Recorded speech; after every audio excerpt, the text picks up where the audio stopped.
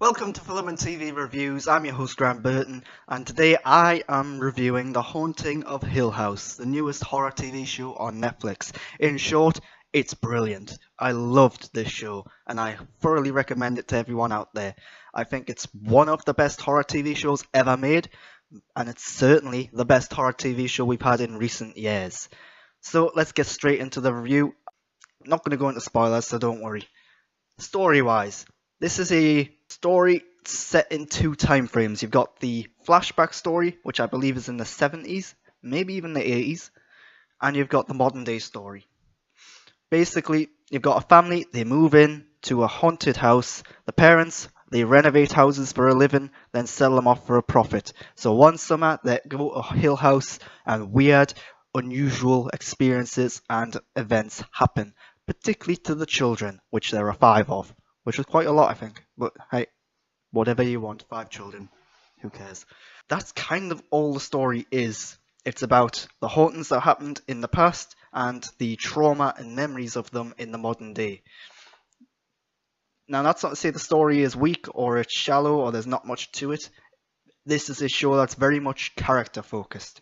And because of that, the characters are really interesting, likable, and relatable.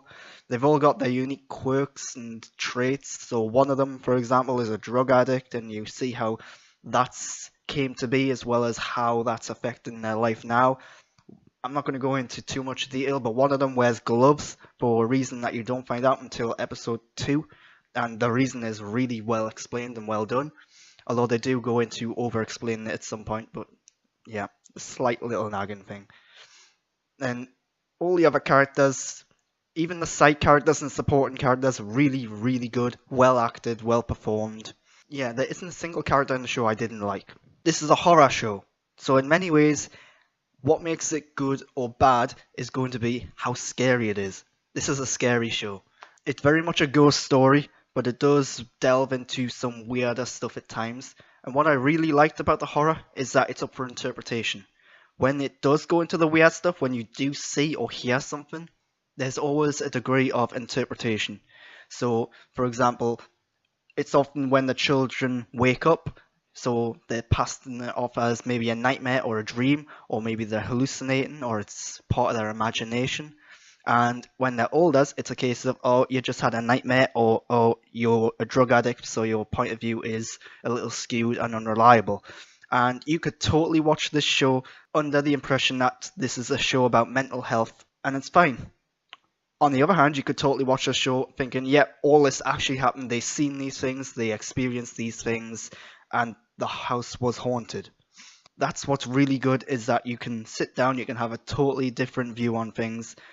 Everything is up to you, basically.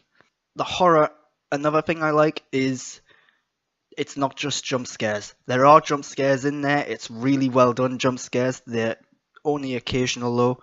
There's one in, I believe, episode 9 or 8, which came right out of nowhere, caught me completely off guard, and it was just a brilliant jump scare. But on the whole, the horror in this show is really more unsettling and tense. Every scene, every shot feels like there's something off, something a little odd or unusual. The atmosphere is odd. I'll say it again. This is helped by certain things that happen in the background. Now, these things in the background, I'm not going to go into details on what they are, because I really do think you've got to look for them yourself. But they're things that, if you look for them, if you pay attention, they will add huge amounts to the horror of the show. They're things that the characters don't acknowledge or see or realize. The soundtrack doesn't want to draw your attention to them. The camera doesn't want to draw your attention to them. They're often like off in the corner of the frame, or they're obscured in shadow. Sometimes you've actually got to manipulate the image just to make out what it is, and even then it's like, is that something, or am I imagining it, or does the filmmaker want me to think that's something? And it's really, really well done. So if you can spot those things, brilliant. I've already mentioned how there's a character who's got a drug addiction, there's a character who's often accused of being mentally ill. One of the best things about this show is that it deals with these big, heavy themes and topics, and it does a really good job of it. It is a horror show, but at the same time, it's a much more focused character study. and there's a lot of characters in the show, all of which are likable, like I've said. In terms of production, it's really well done. Mise-en-scène, lighting, cinematography, brilliant. If you can, I would recommend you watch it in 4K Dolby Vision. There's a particular image shows that if you're not watching this in Dolby Vision, there's a whole element of mood and atmosphere that must be just gone because it looks nothing like that. There, this shot here, completely different looking in Dolby Vision, and I think it does take away from it if you don't watch it in that. But it probably doesn't ruin the show. The one thing I wasn't keen on about this show was the ending. I found the ending to be pretty disappointing. At times it over-explains things, at other times it's a bit vague, and at other times it's just a bit weird. Disappointing is all I'm going to say. That being said, I do plan on watching this show again, and I rarely ever watch a show again. So the fact that I'm going out to watch this again means that, one, I liked the first 9 episodes good enough, or well enough, that I think it's really brilliant. Hopefully I'll enjoy the ending a bit more the second time round. It can be a little slow.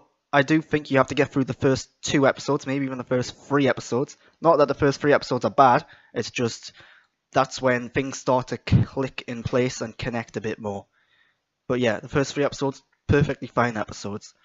There's one episode, I think, which is outstanding. It merges the flashback story and the present day story with the central theme of a storm. There's a storm going on in the past, there's a storm going on modern day, and it gives the impression that it's filmed all in one long take, but it's not.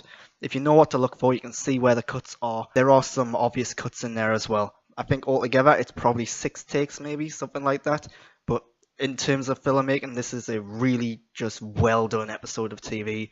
All the moving pieces work together, it feels like a stage show at times, probably the highlight of the whole season. This is a brilliant show. I thoroughly recommend it to everyone. It is 10 episodes, maybe 1 or 2 episodes a little too long, but I didn't feel like it dragged. I binge watched this. Again, I'm not a fan of binge watching TV shows, so the fact that I did that shows that I really liked it. But yeah, go out your way to watch it. It is scary. It's not the scariest thing ever, I don't think, but even if you're not scared of it, I think there's enough character development, there's enough interesting story elements in there that there is something for everyone. Go watch it, seriously. I hope there isn't a second season. There is a beginning, middle and end. If there is a second season, I'm hoping they'll have different cast, different location, because that's the only way you can kind of make sense of it. Otherwise it'll just drag out. I hope you've liked this review. I'm Grant Burton. You can follow me on Twitter and Instagram at @the_Grant Burton. In the meantime, click subscribe, give me a thumbs up, and leave a comment and some feedback down below. Tell me what you thought of The Haunting of Hill House, or ask me some questions about it. But that's all I've got for the day, so thanks for watching.